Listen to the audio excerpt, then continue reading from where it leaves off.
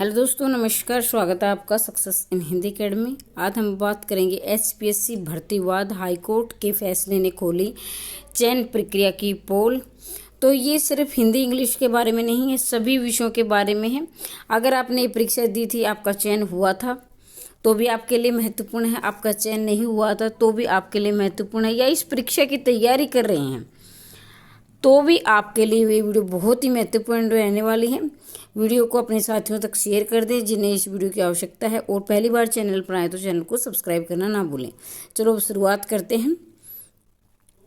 अगर आप अधिक जानकारी प्राप्त करना चाहते हैं अपने प्रत्येक विषय की, तो वीडियो में शुरू से लेकर अंत तक अवश्य बने रहे, ताकि आपको अपने विषय की जानकारी मिलती रहे। तो यहाँ देखिए, हरियाणा में असिस्टेंट प्रोफेसर भर्ती को लेकर पंजाब एवं हरियाणा हाईकोर्ट का हालिया फैसला केवल एक कानूनी आदेश नहीं है, बल्कि लाखों बेरोजगार युवाओं की उम्मीदों को नई दिशा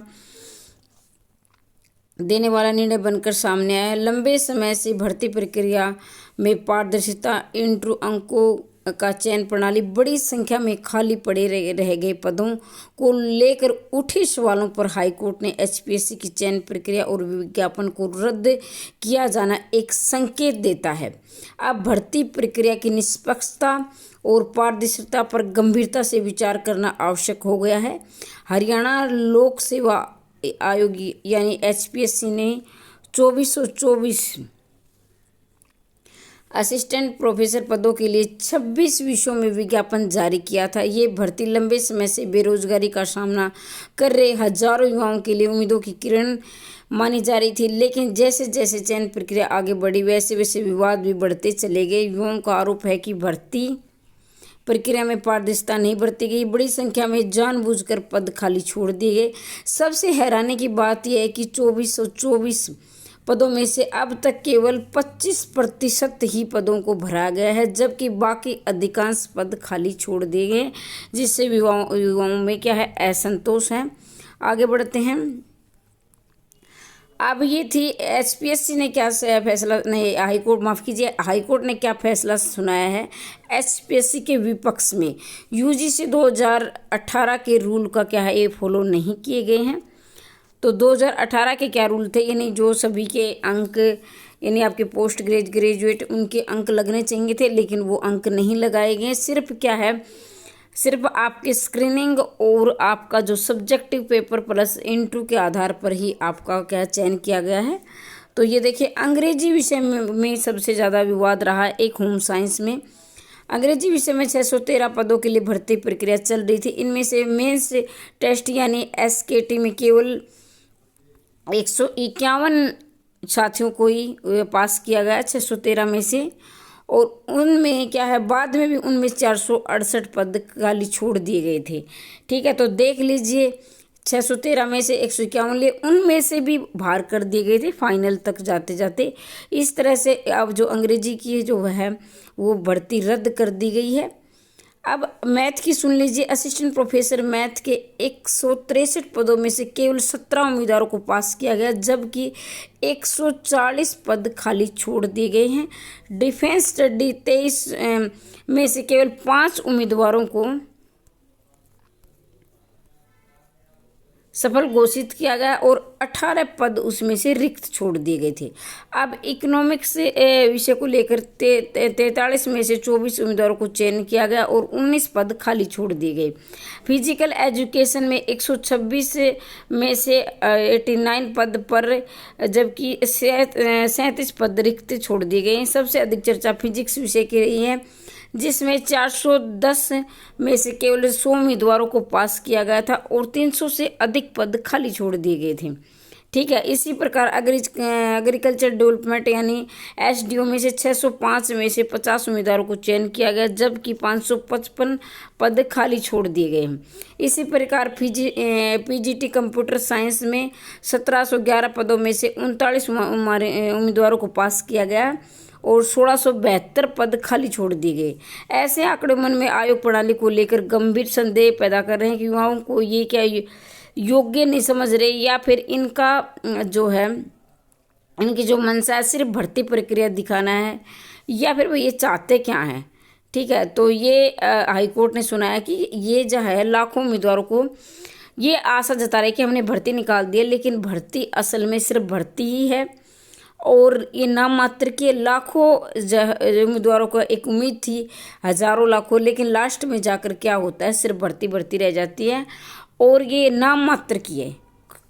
सिर्फ 25% पद भरे गए, बाकी सारे खाली छोड़ दिए गए। कई उम्मीदवारों को इंटरव्यू में 4 में से लेकर 9 तक अंक दिए गए हैं, किसी के 4, किसी के यानी ज़्यादा से ज़्यादा 9 और कम से कम 4। तो इस प्रकार से रहा। हिंदी का भी ऐसा ही रहा है। हिंदी की यहाँ देखिए, हिंदी में भी क्या है, अंग्रेजी विषय का हिंदी में भी इंटरव्यू में बाहर के जो विद्यार्थी हैं उनके ज़्यादा लगाए गए हैं नंबर, हिंदी में भी।